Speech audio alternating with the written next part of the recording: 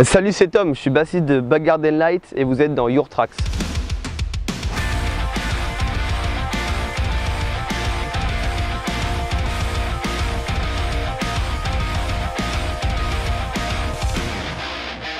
Je dirais que c'est pas forcément une chanson ou un album qui m'a donné envie de faire de la musique, mais plus le fait que mes parents écoutent énormément de musique. Donc quand j'étais petit, j'ai toujours voulu en faire. Et je me rappelle d'une journée où on était allé dans un magasin de musique pour acheter une batterie pour ma sœur qui se mettait à la batterie. Et j'ai vu une basse, je pensais que c'était une guitare et j'ai dit à mes parents, moi je veux faire ça. Et je vais faire de cette guitare, celle-là, je me rappelle de la guitare en question. Et là ils m'ont dit non, non, c'est une basse et tout, là je fais yes, je vais faire de la basse. Et du coup, quelques années plus tard, j'ai commencé à faire des cours de basse. Et puis voilà. Non, c'était une guitare.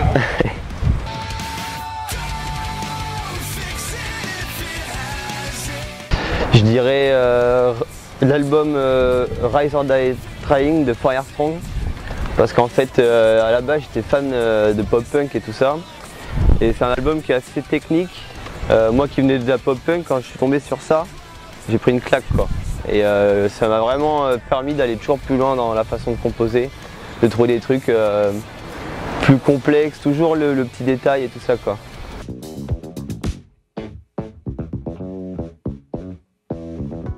En ce moment, je suis pas mal surpris par The Beautiful Game de Vulfpeck. Depuis que ça fait un an là qu'à chaque fois que je l'écoute, je suis vraiment sur le cul et c'est un style que j'écoute pas forcément en ce moment.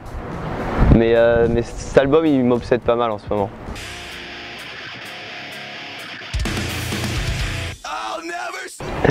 Je dirais Pick a Side de Attack Attack.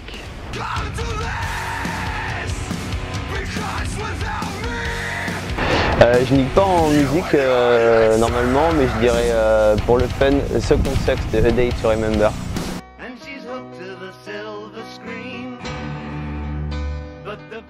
Alors pour des frissons, ça sera forcément une chanson de David Bowie et je dirais Life on Mars.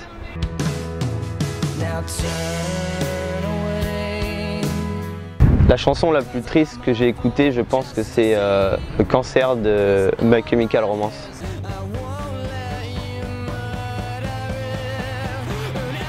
Ça c'est difficile, mais je dirais Absolution de Muse. C'est un album qui m'a bien marqué et c'est assez éclectique, il y a un peu de tout dedans. Autant des parts hyper vénères, des parts douces, des trucs épiques. Parce que je me dis, en fait, il y a des albums que je préfère à celui-là, mais sur une île déserte, si tu as déjà écouté qu'un seul album, il y a moyen que tu te lasses si c'est vraiment, par exemple, un album de metalcore où c'est toujours de la violence de A à Z. Il y a moyen que sur une île, au bout d'un moment, tu pètes les plombs, quoi. Donc voilà.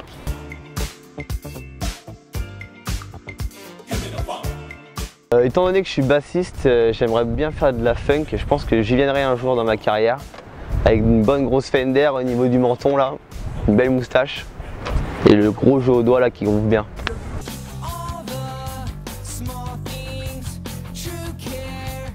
Alors un clip marquant, étant donné que je suis un fan de Blink et que leurs clips sont abusés, je vais dire un clip de Blink et ça sera All the Small Things.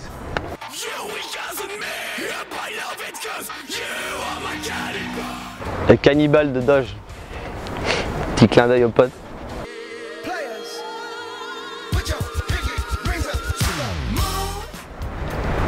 Ah, Bruno Mars, je pense, il y a des sons de Bruno Mars que j'apprécie vraiment parce que ça groove et tout ça et je l'assume pas forcément quoi. Je dirais 24K par exemple.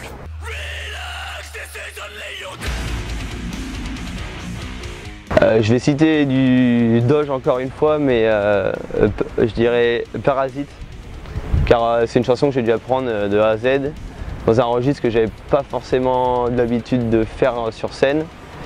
Et elle est assez technique et je pense que c'est la plus dure du set de Doge que j'ai dû apprendre, mais c'est celle que je préfère jouer aujourd'hui.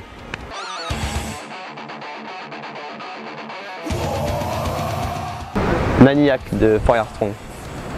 Il y a une fin un peu progressive avec un breakdown, des gangs vocaux qui s'amènent tout doucement et en plus c'est la dernière de l'album et c'est vraiment fort quoi. Tu sens vraiment le pied sur la montagne, les cheveux au vent, le tronc d'arbre dans la main et ouais, je pense que c'est celle-là. C'était Yotrax. Si ça vous a plu, vous pouvez liker, n'hésitez pas à vous abonner. C'est tous les vendredis une nouvelle vidéo. Ciao!